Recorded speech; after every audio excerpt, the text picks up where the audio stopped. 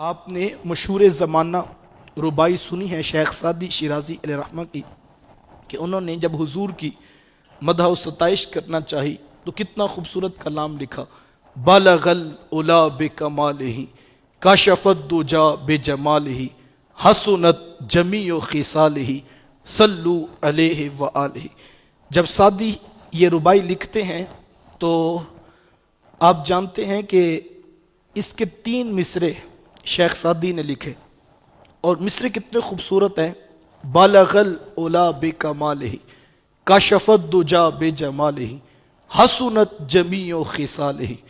میں یہ کہتا ہوں کہ یہ اس کلام کو اعزاز حاصل ہے کہ انسان کو سمجھ نہ بھی آئے پھر بھی روح میں تازگی اترتی محسوس ہوتی ہے۔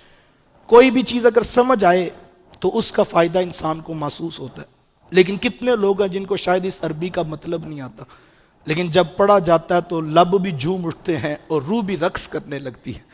ذرا ترجمے پہ غور کریں، بالغ العلا بکمالہ، حضور اپنے کمال کے ساتھ بلندیوں پر تشریف لے گئے اور عروج اور بلندیاں حضور کو نصیب ہوئیں۔ کاشف الدجا بجمالہ، ان کے حسن کے ساتھ سارے اندھیرے چھٹ گئے اور روشنیاں پھیل گئی۔ حسنت جمیع خصالہ، اور ایسا ہوتا بھی کیوں نہ، ان کی ہر خصلت و خوبی بڑی خوبصورت ہے۔ اب یہ 3 مصرے سعدی نے لکھے اور سعدی رک گئے کیونکہ مضمون مکمل ہوتا ہوا محسوس ہوتا ہے، اور 4تھا مصرع شیخ سعدی کا بن نہیں رہا۔ اور آپ جانتے ہیں جب شاعر اپنا شعر مکمل نہ کر پائے تو اس کی طبیعت میں اضطراب ہوتا ہے، سوچتے ہیں لیکن قلم رک جاتا ہے اور کچھ لکھا نہیں جاتا۔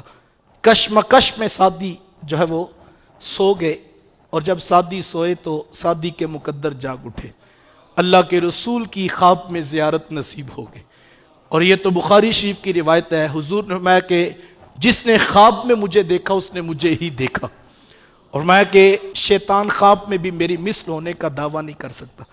اور دوسری بات اس عنوان پر فرمایا کہ جس نے مجھے خواب میں دیکھا اس نے مجھے دیکھا، اور دوسری بات فرمایا جس نے مجھے خواب میں دیکھا ان قریب جاگتی آنکھوں سے بھی دیکھے گا۔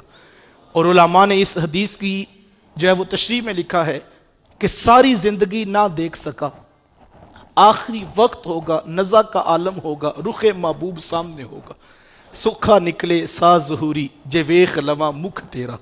اگر مرتے وقت حضور کی زیارت ہو جائے تو اور چاہیے بھی کیا۔ تیسری بات، اگر خواب میں حضور کسی کو کوئی چیز عطا کرے تو کیا وہ محض خواب ہوتا ہے؟ نہیں، یقین نہیں آتا تو امام بصیری سے پوچھ لیجئے، رات خواب میں چادر ملتی ہے، صبح اٹھتے ہیں کندھوں پہ موجود ہوتی ہے۔ تو حضور کسی کو خواب میں کچھ عطا کریں تو وہ حقیقت ہوتی ہے۔ تو شیخ سعدی رات سوئے، مقدر جاگے، اور خواب میں حضور کی زیارت نصیب ہوئی، اور حضور میں کہ سعدی ذرا وہ والی ربائی تو سناؤ۔ اللہ اکبر۔ پھر شیخ سعدی عرض کرتے ہیں، بالغ العلا بکمالہ کاشف الدجا بجمالہ حسنت جمیع خصالہ۔ اب یہاں پر سعدی رک گئے، چونکہ مصرے 3 لکھے تھے تو حضور مسکرائے، تو حضور میں کہ سعدی لکھتے کیوں نہیں، صلو علیہ وآلہ۔ اللہ، اور بنتا بھی یہی ہے یار۔ میرے استاذ المکرم فرمایا کرتے ہیں کہ میں، چونکہ وہ خود شاعر ہیں، آپ فرماتے ہیں کہ میں نے غور بھی کیا کہ اس کے علاوہ کوئی جملہ بن ہی نہیں سکتا۔ کیوں؟ اس لیے کہ جو پہلے 3 مصرے ہیں ان کے اندر حضور کی شان و منزلت اور حضور کا مقام و مرتبہ بیان کیا گیا کہ حضور اپنے کمال کے ساتھ بلندیوں پر پہنچ گئے، حضور کے حسن کی خیرات سے زمانے کے اندھیرے چھٹ گئے، اور حضور کی ہر خوبی اور خصلت ہی بڑی خوبصورت ہے۔ تو کہا جس کے اتنے اوصاف ہوں پھر جی بھی کرتا ہے کہ اس کے اوپر درود پڑھا جائے، صلو علیہ وآلہ۔